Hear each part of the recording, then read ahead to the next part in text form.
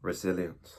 Resilience is an important skill for men, and especially young men nowadays. In this video, I want to speak about resilience and how it's actually a skill and how you can actually develop resilience. Let's get started. So, resilience is when a problem or an issue happens towards you, how you react and how you can turn it into a positive way.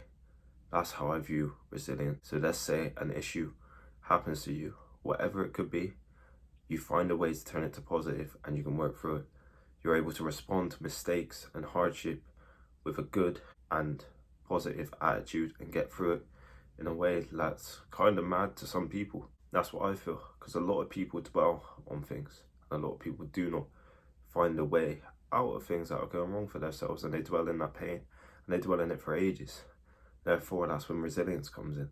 That's when the resilience of understanding the problem and working towards something during it and trying to push it into a positive direction comes in. And this is insanely important. This is insanely important for young people especially as well, and also old people as well. It's so important, you know, because if you constantly have bad things happen to you and you never learn how to get through it and never learn how to actually positively get through these situations and turn it into a positive, even though it is negative at first, how are you going to grow as an individual and how are you going to get better, you know? Because a lot of negative things will be happening to you. And that's just life, man. A lot of negative things will happen during your life, no matter if you want them to happen or no. Some things happen because of your actions, and some things may not as well. Like, you know what I mean? There's outside factors that you can't control. When you're dealing with different people and stuff, you can't necessarily control how they react to you and what they do towards you. And that's a reality. But it's important to have resilience, understand how to get through these situations. And I'll give you a few tips here on how to get through these situations. So let's say something goes wrong. Let's say your girl leaves you. Let's say that. How would you get through this situation? How would you get through this situation? Would you dwell in it for weeks, months, a year, 2 years, you know what I mean? And not necessarily push forward from that? Or would you understand, oh shit, I'm in pain. Oh, this hurts. This doesn't feel good. Oh no, I don't want to be in this position again. And then understand you have to do things to improve yourself during that. So then you start meditating, you start journaling, you start working out and taking that seriously. You start watching what you eat, and you start getting out into nature, being around beautiful stuff, reading, expanding your knowledge, listening to audiobooks. That would be the correct approach during that. That would be resilience in that case scenario, where you dwell on it for a tiny bit, a few days, and understand it and really dive into that pain and then push through it and find ways to push through it. Even though that's always going to be lingering in your mind somewhat, like the heartbreak and the sadness, you're always going to have to push through it, because if you don't grow through this, you're going to stay in the same position and you're going to be weak. You're going to be a lot weaker than you were beforehand.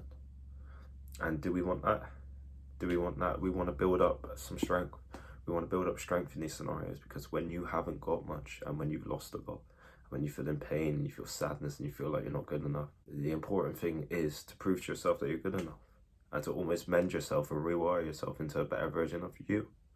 And that takes a bit of time, but once you get the ball rolling, there's no stopping you then. There's no stopping you. It becomes a lot easier than it did beforehand. When you start doing these habits, these good habits, it makes you a lot better, man. It does, and it all adds up. It all adds up. It's important. That's what I speak about a lot. It's important. So that's the importance of resilience. If you do not have resilience, you are not going to get through situations in a positive way, and you're not going to learn from these things, you know, and you're not going to put it into a positive way. And that's the importance. And that's what you see with the best people, the most successful people as well. They have resilience. Something goes wrong, or they find a way to sort it out. After a while, this becomes a skill. When things go wrong, and how you interpret it and how you choose to interpret it and what you choose to do after the things happen to you is important. And it is important because it's easy to get caught in that sadness and that pain with this stuff. And that's just the reality of life, man. It's so easy to dwell on yourself and be a victim. I've been there time and time again. Time and time again, I've been there. I've been a victim. I've been feeling down about myself. A thing that happened with someone that I really enjoyed the company of. This is over a year ago now. Literally sat in that for basically 9-10 months. Literally around that time. I went to the gym and that, because that's just what I enjoy doing. I wasn't as consistent as I am now, because I didn't have the other foundations in my life, like the mental health and all this, and I didn't work on myself in that way. But I literally sat in that for like a year, basically a year, because of this girl, because I really liked her, because she said things to me that I never heard. And I literally sat in that and sat in that and the pain of that, and I didn't do things to work myself through it. I would play video games and I'll literally be thinking of it. I'll be looking at her Instagram all the time, Facebook and all shit like that, you know? So in that situation, I wasn't resilient at all. In that situation, there was no need for me to actually benefit from it because I wasn't doing anything to help myself benefit from it. Whereas if you understood that situation, dwelling it a bit, oh, this is shit. Oh, I've lost her. Oh, no.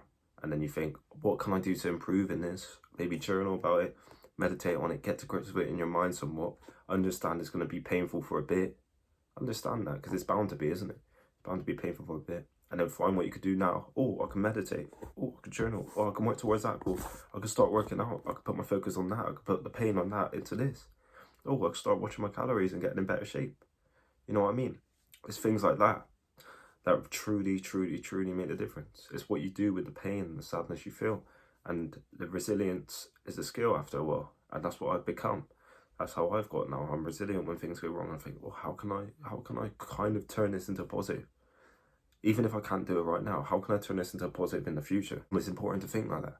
Important to think like that instead of thinking God hates you or the world hates me and it's not made for me, and you know what I mean? And just being a victim and being sad about it, because that ain't going to get you anywhere.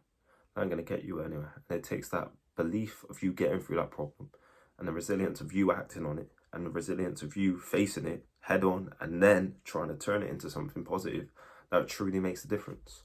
That's what truly makes a difference over time. And that's what truly will make a difference on you, your self-esteem, your mental health, your physical health, the way you view yourself.